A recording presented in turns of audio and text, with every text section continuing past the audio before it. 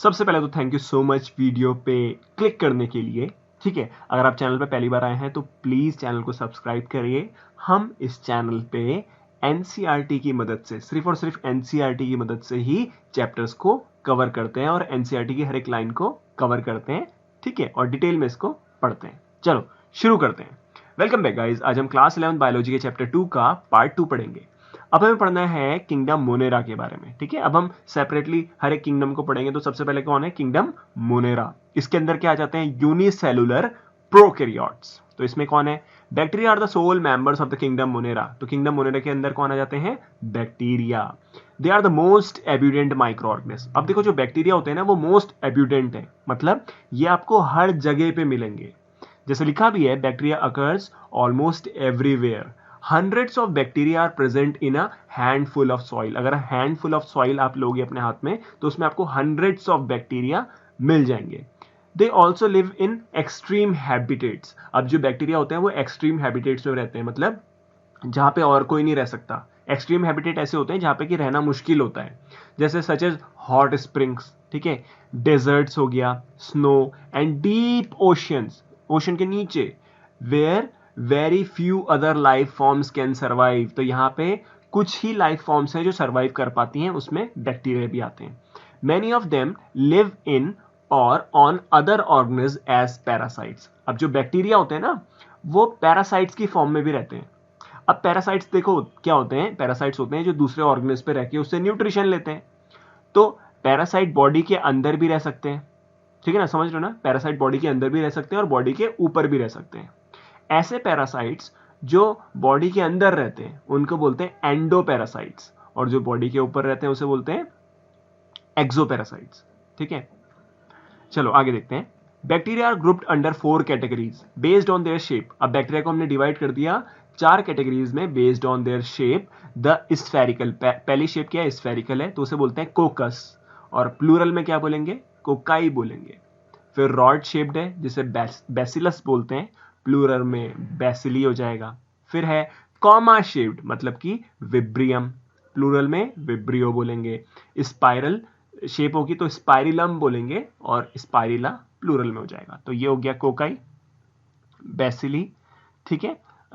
उसके अलावा यहाँ पे हो जाएंगे स्पाइरिला और विब्रियो। अब यहाँ पे फ्लैजिलम है। ये फ्लैजिलम क्या होते हैं? ऐसे स्ट्रक्चर्स होते हैं जिनकी मदद से बैक्टीरिया ना मूव करता है, मतलब मोटाइल होता है।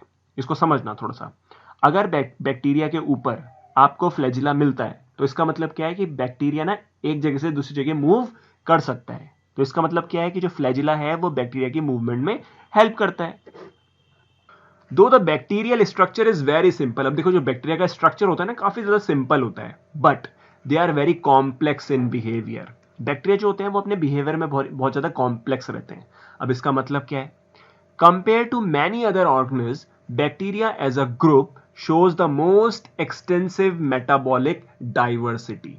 जो बैक्टीरियाज होते हैं ना उनके अंदर आपको बहुत डिफरेंट टाइप की मेटाबॉलिक एक्टिविटीज मिलेगी। समझते हैं इसको। देखो, जो बैक्टीरिया होते हैं वो बहुत तरीके से अपना खाना बनाते हैं, बहुत तरीके से वो अपना न्यूट्रिशन लेते हैं। तो ये क्या हो गया? एक मेटाबॉलिक डाइवर्सिटी हो गई उनमें। जैसे कि यहां पे देखो, some of the bacteria are autotrophic. कुछ बैक्टीरिया ऑटोट्रॉफिक होते हैं जो अपना खाना खुद बनाते हैं। They synthesize their own food from inorganic substrate. तो ऑटोट्रॉफिक बैक्टीरिया क्या करेंगे? अपना खाना बनाएंगे किससे? इनऑर्गेनिक सबस्ट्रेट से। इनऑर्गेनिक सबस्ट्रेट कौन से होते हैं? ऐसे ऐसे सब्सटेंसेस या ऐसे इनऑर्गेनिक सबस्ट्रेट जो कि हमें किससे मिलते हैं? नॉन लिविंग थिंग से मिलते हैं। ठीक है, ऑर्गेनिक कौन से हो जाएंगे? जो लिविंग थिंग से मिलेंगे। दे मे बी फोटोसिंथेटिक ऑटोट्रॉफिक। तो जो बैक्टीरिया होते हैं वो फोटोसिंथेसिस भी करते हैं, और कीमोसिंथेटिक ऑटोट्रॉफिक भी होते हैं, मतलब ये केमिकल की मदद से अपने न्यूट्रिशन को बनाते हैं, मतलब केमिकल की मदद से न्यूट्रिशन को लेते हैं। अब इसका एक एग्जांपल देख लेते हैं। ये है कीमोसिंथेटिक बैक्टीरिया। इसका ये नाम है, मैं इसको प्रोनाउंस नहीं कर पा रहा हूँ ठीक से, बेगियाटोवा रहेगा शायद इसका नाम। ठीक है, ये क्या करता है? बेगियाटोवा जो रहता है ये ना कीमोसिंथेटिक बैक्टीरिया है, मतलब ये केमिकल की मदद से एनर्जी को प्रोड्यूस करता है। तो ये क्या करता है? हाइड्रोजन सल्फाइड का ऑक्सीडेशन करता है। ठीक है ना, हाइड्रोजन सल्फाइड का ये ऑक्सीडेशन करता है जिससे यहाँ पे सल्फर बन जाता है। उसके अलावा यहाँ पे वाटर बनता है और साथ में ये एनर्जी बनती है।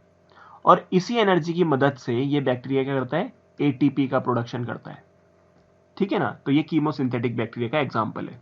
The vast majority of bacteria are heterotrophs. अब जो ज्यादातर बैक्टीरिया होते हैं वो कैसे होते हैं, हेट्रोट्रॉप्स होते हैं। They depend on other organism और on dead organic matter for food. Important point क्या है कि बैक्टीरिया ये हेट्रोट्रॉफिक होते हैं, ये क्या होते हैं, ये ना डिपेंड रहते हैं दूसरे ऑर्गेनिज्म पे फूड के लिए, या फिर जैसे डेड ऑर्गेनिक मैटर से भी अपना खाना लेते हैं। ठीक है, क्लियर है। चलो अब आगे देखते हैं। तो अब अपना जो टॉपिक आता है वो है आर्कीबैक्टीरिया। आर्कीबैक्टीरिया, देखो आर्कीबैक्टीरिया जो होता है ना थोड़ा खास होता है ये। ठीक है, आर्कीबैक्टीरिया को ऐसा माना जाता है कि जब अर्थ में फर्स्ट लाइफ आई थी, इसको समझना, जब अर्थ में फर्स्ट लाइफ आई थी ना, तो जब ये इवॉल्व हुई, ठीक है, पहली लाइफ जब इवॉल्व हुई तो उसके बाद कौन आए, आर्कीबैक्टीरिया। तो इसका मतलब आप समझ सकते हो कि आर्कीबैक्टीरिया इस दुनिया में बहुत ही ज्यादा पुराने ऑर्गेनिज्म है। ठीक है, these bacteria are special since they live in some of the most harsh habitat। अब आर्कीबैक्टीरिया खास क्यों होते हैं, क्योंकि ये ना आपको बहुत मोस्ट हार्श हैबिटेट में मिलेंगे जहां पे और कोई नहीं रह सकता। जैसे कि such as extreme salty area, कुछ एरिया होते हैं जहां पे सॉल्ट जो होता है वो बहुत ज्यादा होता है, तो यहां पे भी आर्कीबैक्टीरिया क्या होते हैं, सर्वाइव करते हैं। तो आर्कीबैक्टीरिया में कौन है, हेलोफिल्स होते हैं। हेलोफिल्स ऐसे बैक्टीरिया होते हैं जो कि एक्सट्रीम सॉल्टी एरिया में रह लेते हैं। फिर हॉट स्प्रिंग्स, हॉट स्प्रिंग्स क्या होता है एक्चुअली, हॉट स्प्रिंग्स का मतलब होता है कि जमीन के नीचे से ना गर्म पानी आता है, जमीन के नीचे से क्या आता है, गर्म पानी आता है। अब वो जमीन में वो गर्म पानी कैसे होता है, ड्यू टू वॉल्केनिक एक्टिविटीज, जमीन के नीचे वॉल्केनिक एक्टिविटी हो रही है, इस वजह से जमीन के नीचे का जो पानी है वो गर्म हो जाता है और फिर वो ऊपर आ जाता है, तो उसको बोलते हैं हॉट स्प्रिंग्स। तो वहां पे जो आर्कीबैक्टीरिया मिलता है उसे बोलते हैं थर्मो एसिडोफिल्स। और फिर मार्शी एरियाज जो रहते हैं, ठीक है, मार्शी एरियाज में आपको क्या मिलेंगे, मिथेनोजेंस मिलेंगे, तो ये भी क्या हो जाएंगे, ये भी आर्कीबैक्टीरिया का ही एग्जाम्पल है। Archaebacteria different from other bacteria in having a different cell wall structure. ये काफी इंपॉर्टेंट पॉइंट है। जो नॉर्मल बैक्टीरियाज होते हैं उनसे अलग होते हैं आर्कीबैक्टीरिया। क्यों, क्योंकि जो आर्कीबैक्टीरिया की सेल वॉल होती है ना, वो कैसी होती है, अलग होती है as compare to normal bacteria. अब इसको देखते हैं, समझते हैं इसको। देखो क्या होता है कि जो आर्कीबैक्टीरिया होते हैं ना, उसमें ना पेप्टाइडोग्लाइकान नहीं मिलता है। अब ये पेप्टाइडोग्लाइकान क्या है, पेप्टाइडोग्लाइकान एक स्ट्रक्चर है, केमिकल स्ट्रक्चर है जो कि बैक्टीरिया की सेल वॉल में मिलता है। बट जो आर्कीबैक्टीरिया है उसकी जो वॉल है उसमें आपको पेप्टाइडोग्लाइकान नहीं मिलता है। ठीक है, तो फिर यहां पे क्या मिलता है, इसकी जो सेल वॉल होती है आर्कीबैक्टीरिया की, ये बनी होती है किसकी, प्रोटीन्स की, या फिर आप कह लो पॉलीसेक्राइड्स होते हैं इसमें। दूसरा इसमें लिपिड की मोनोलेयर होती है। जनरली क्या होती है, लिपिड की बाइलेयर होती है ना, बट आर्कीबैक्टीरिया में लिपिड की क्या होती है, मोनोलेयर होती है। ठीक है, तो इनका जो सेल वॉल का स्ट्रक्चर है वो अलग होता है, और सेल वॉल का स्ट्रक्चर इनका अलग होता है, इसी वजह से ये सर्वाइव कर पाते हैं मोस्ट हार्श हैबिटेट्स में। And this feature is responsible for their survival in extreme condition. वही बोला यहाँ पे। Methanogens are present in the gut of several ruminant animals such as cow and buffalo. तो जो काउ और बफेलो है ना, उनके गट में आपको क्या मिलते हैं, मिथेनोजेंस मिलते हैं। ठीक है, and they are responsible for the production of methane. Methane क्या है, biogas from the dung of these animals. अब देखो समझ रहे हो ना बात को, काउ और बफेलो के जो गट है उसमें क्या है, मिथेनोजेंस है। तो जब काउ और बफेलो गोबर करती है तो उस गोबर में भी क्या आ जाता है, मिथेनोजेंस आ जाता है, और फिर इसी मिथेनोजेंस की मदद से क्या बनाई जाती है, गोबर गैस या फिर बायोगैस, जो कि जनरली मीथेन है। ठीक है, आगे देखते हैं। अब बात करते हैं यू बैक्टीरिया की। There are thousands of different eubacteria और ट्रू बैक्टीरिया। ये कौन से बैक्टीरिया हैं जो जनरली हमारे आसपास मिलते हैं। They are characterised by the presence of a rigid cell wall. इसकी कैसे सेल वॉल होती है, रिजिड सेल वॉल होती है, मतलब सॉलिड सेल वॉल होती है। एंड इफ मोटाइल, अगर बैक्टीरिया मोटाइल है, बैक्टीरिया मोटाइल है मतलब बैक्टीरिया अगर एक जगह से दूसरे के मूव करता है तो इसका मतलब उसमें फ्लैजिला प्रेजेंट है। फ्लैजिला क्या होता है, ऐसे स्ट्रक्चर होता है। जैसे मान लो ये बैक्टीरिया है, तो इस बैक्टीरिया में क्या होगा, ऐसे फ्लैजिला होगा। ठीक है, तो फ्लैजिला होने का मतलब क्या है कि बैक्टीरिया मूव करता है। तो यू बैक्टीरिया में क्या आ जाते हैं, साइनोबैक्टीरिया, इनको और क्या बोलते हैं, refer to as blue green algae. इनमें क्या होता है, क्लोरोफिल ए होता है जो कि सिमिलर होता है ग्रीन प्लांट्स में, ठीक है। तो ग्रीन प्लांट्स में क्लोरोफिल ए मिलता है, उसी तरीके का क्लोरोफिल ए किस में मिलता है, साइनोबैक्टीरिया में। तो इसका मतलब ये क्या होंगे, फोटोसिंथेटिक ऑटोट्रॉप्स, ये फोटोसिंथेसिस करेंगे, ठीक है। The cyanobacteria are unicellular, cyanobacteria unicellular होते हैं। फिर कॉलोनियल होते हैं, कॉलोनियल मतलब ये कॉलोनीज में रहते हैं, ठीक है ना। और कैसे होते हैं, फिलामेंटस। अब इसको थोड़ा सा अपने को समझना है कि फिलामेंटस का मतलब एक्चुअल में होता क्या है। देखो पहले एक वर्ड को समझते हैं, ट्राइकोम। ट्राइकोम का मतलब क्या होता है, चेन ऑफ सेल्स, मतलब ऐसे करके कई सारे सेल्स जो हैं आपस में मिल जाएंगे तो चेन बन जाएगी सेल्स की, तो इसे बोलेंगे ट्राइकोम, ठीक है। इतना समझ में आया। अब इस ट्राइकोम के चारों तरफ अगर म्यूसिलेज की कवरिंग आ जाएगी, म्यूसिलेज क्या होता है, चिपचिपा सा सब्सटेंस होता है। अगर ये चिपचिपा सा सब्सटेंस मतलब म्यूसिलेजिनस कवरिंग या शीथ ट्राइकोम के चारों तरफ आ जाती है तो इसको बोलेंगे फिलामेंट। बात समझ में आई, ठीक है। तो जैसे यहां पे है ना लिखा है ना, फिलामेंटस ब्लू ग्रीन एल्गी, तो इसमें एग्जांपल क्या है, नॉस्टॉक। तो ये पूरा फिलामेंटस स्ट्रक्चर हो गया इसका, है ना। और इसमें देखो ये म्यूसिलेज की कवरिंग भी प्रेजेंट है, ओके। अब ये कहाँ मिलते हैं, फ्रेश वाटर में भी मिलते हैं, मरीन वाटर में भी मिलते हैं, और टेरेस्ट्रियल भी होते हैं ये, मतलब जमीन में भी मिलते हैं ये। The colonies are generally surrounded by the gelatinous sheath, हाँ तो जिलेटिनस शीथ से ये क्या रहती है, कवर्ड रहती है। They often form Bloom in polluted water bodies. अब देखो जो ये क्या कहते हैं, जो ये साइनोबैक्टीरिया है ना, ये क्या बनाते हैं, ब्लूम बना देते हैं वाटर बॉडीज में। अब ब्लूम का मतलब क्या होता है कि ये रैपिडली डिवाइड कर जाते हैं वाटर बॉडीज में। जैसे कि मान लो ये एक रिवर है, ठीक है। इस रिवर में क्या हुआ कि जो ये साइनोबैक्टीरिया है ना, ये बहुत ज्यादा डिवाइड कर गया और इसने क्या कर लिया, पूरी रिवर के ऊपर ऐसे कवरिंग कर ली। अब सोचने वाली बात यह है कि ये जो साइनोबैक्टीरिया है ये उस रिवर में इतना ज्यादा कैसे ग्रो कर गया, इतना ज्यादा कैसे ग्रो कर गया। तो इसका आंसर क्या होता है कि जो रिवर होती है ना, अगर उस रिवर के अंदर कुछ भी न्यूट्रिशियस सब्सटेंस आ जाएगा तो उस न्यूट्रिशियस सब्सटेंस को लेके ये जो साइनोबैक्टीरिया है ये बहुत तेजी से डिवाइड करता है और फिर ये पूरी तरीके से जो रिवर है उसके ऊपर कवर्ड हो जाता है। समझ में आ रहा ना। आगे देखते हैं, आगे ये लिखा है, some of these organism can fix atmospheric nitrogen in specialized cells called heterocyst. अब ये जो साइनोबैक्टीरिया है ना, इनमें क्या होते हैं, कुछ स्पेशलाइज्ड सेल्स होते हैं जिन्हें हेट्रोसिस्ट बोलते हैं, और इन हेट्रोसिस्ट के अंदर क्या करते हैं, ये नाइट्रोजन को फिक्स कर लेते हैं। जो मतलब एटमॉस्फेयर में जो नाइट्रोजन होगा ना, उसका कन्वर्जन करके नाइट्रोजन को यहाँ पे क्या कर देते हैं, फिक्स कर लेते हैं अपने हेट्रोसिस्ट वाले जो सेल्स हैं उनमें। इसके एग्जाम्पल क्या है, नॉस्टॉक एंड एनेबिना, ये क्वेश्चन आता है। नॉस्टॉक और एनेबिना क्या है, ऐसे बैक्टीरियाज होते हैं जो क्या करते हैं यहाँ पे नाइट्रोजन फिक्सेशन करते हैं। कीमोसिंथेटिक ऑटोट्रॉफिक बैक्टीरिया, तो कीमोसिंथेटिक ऑटोट्रॉफिक बैक्टीरिया कौन से होंगे, जो केमिकल की मदद से एनर्जी बनाएंगे, ठीक है। ये क्या करते हैं, oxidise various inorganic substances such as nitrates, nitrites and ammonia and use the released energy for their ATP production. तो क्या बोला यहाँ पे, कीमोसिंथेटिक ऑटोट्रॉफ्स क्या होते हैं, ऐसे बैक्टीरिया होते हैं जो इनऑर्गेनिक सबस्ट्रेट का ऑक्सीडेशन करेंगे, ठीक है। जैसे कि कौन से सब्सटेंसेस का, नाइट्रेट्स का, नाइट्राइट्स, अमोनिया, इनका ये ऑक्सीडेशन करेंगे और उससे जो एनर्जी बनेगी उस एनर्जी का इस्तेमाल करेंगे एटीपी बनाने के लिए। ये हमने ऊपर देखा था।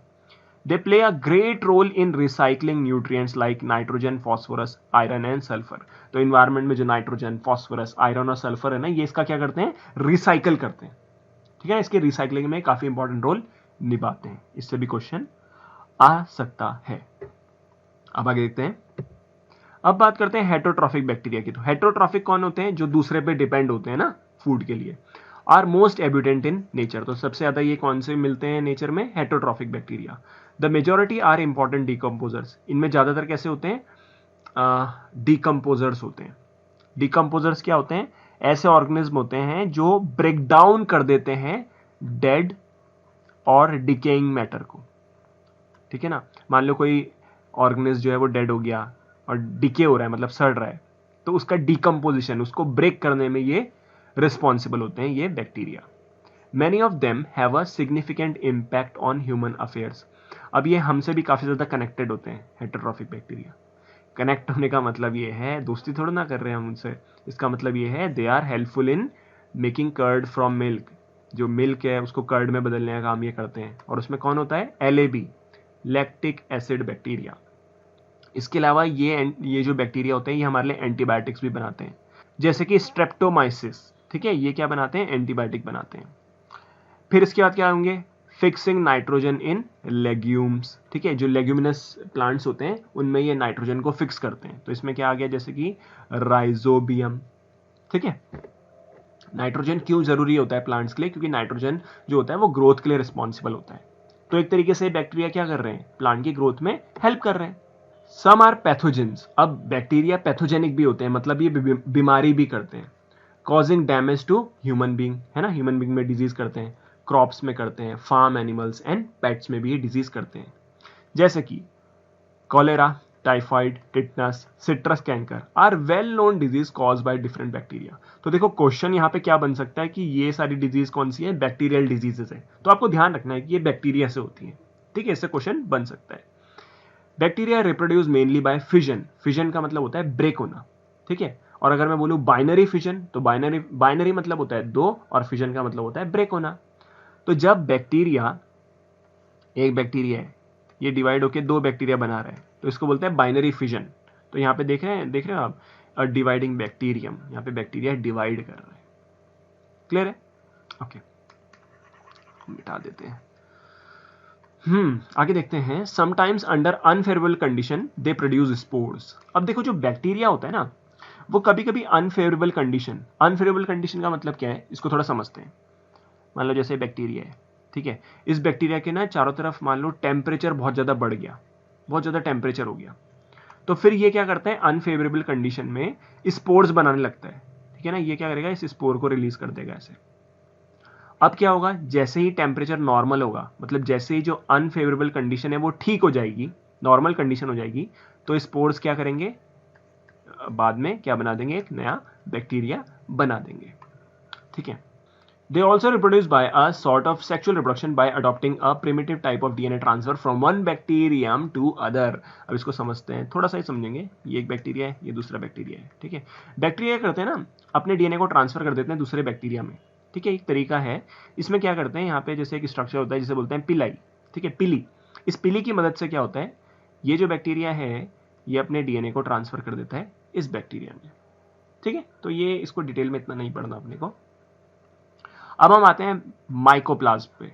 The mycoplasma are organism that completely lack a cell wall. Mycoplasma में सेल वॉल नहीं होती है। इंपॉर्टेंट है ये, माइकोप्लाज्म में क्या नहीं होती है? सेल वॉल नहीं होती है। अब इसको थोड़ा समझते हैं। मान लो एक ये माइकोप्लाज्म है और ये नॉर्मल बैक्टीरिया है। ठीक है, अब हमें क्या करना है? बैक्टीरिया को मारना है, मतलब इन बैक्टीरियाज को। ये माइकोप्लाज्म है और ये नॉर्मल बैक्टीरिया है। मुझे क्या करना है? इसको किल करना है। तो मैं क्या कर रहा हूं? यहाँ पे एंटीबायोटिक्स ले रहा हूं। एंटीबायोटिक्स क्या होती हैं? ऐसी दवाइयां जो बैक्टीरिया को मारती हैं। अब ये जो एंटीबायोटिक है काम कैसे करती है? ये ना बैक्टीरिया की सेल वॉल, जो सेल वॉल सिंथेसिस है उसको ब्लॉक कर देती है। ठीक है, समझ रहे हो? एंटीबायोटिक्स जो यहाँ पे मैंने ली है वो क्या कर रही है? बैक्टीरिया में जो सेल वॉल सिंथेसिस है ना, उस प्रोसेस को ही रोक देगी। तो इससे क्या होगा? बैक्टीरिया की सेल वॉल बनेगी नहीं और बैक्टीरियल सेल जो है वो बर्स्ट हो जाएगा, खत्म हो जाएगा। ठीक है, चलो अब मैं क्या कर रहा हूँ? यहाँ पे एंटीबायोटिक मैंने इस बैक्टीरिया में डाली, तो ये बैक्टीरिया खत्म हो गया। क्यों? क्योंकि इस बैक्टीरिया में सेल वॉल है, बट धीरे धीरे सेल वॉल बनना बंद हो जाएगा, जिससे बैक्टीरिया खत्म हो गया। बट आप सोचो, अगर मैं इस एंटीबायोटिक को इस माइकोप्लाज्म में डालूंगा तो क्या इस माइकोप्लाज्म में कुछ असर होगा उसका? इसका आंसर आप मुझे कमेंट पे बताइएगा। ठीक है, they are the smallest living cell known and can survive without oxygen. Mycoplasma जो होता है ना, वो स्मॉलेस्ट लिविंग सेल जो अभी तक नोन है वो है। ये आंसर, ये क्वेश्चन आ सकता है। और ये सर्वाइव करता है without oxygen. Many mycoplasma are pathogenic in animal and plants. और कई सारे जो माइकोप्लाज्म होते हैं ना वो पैथोजेनिक होते हैं, जिसमें एनिमल में भी और प्लांट्स में भी, मतलब ये डिजीजेस करते हैं।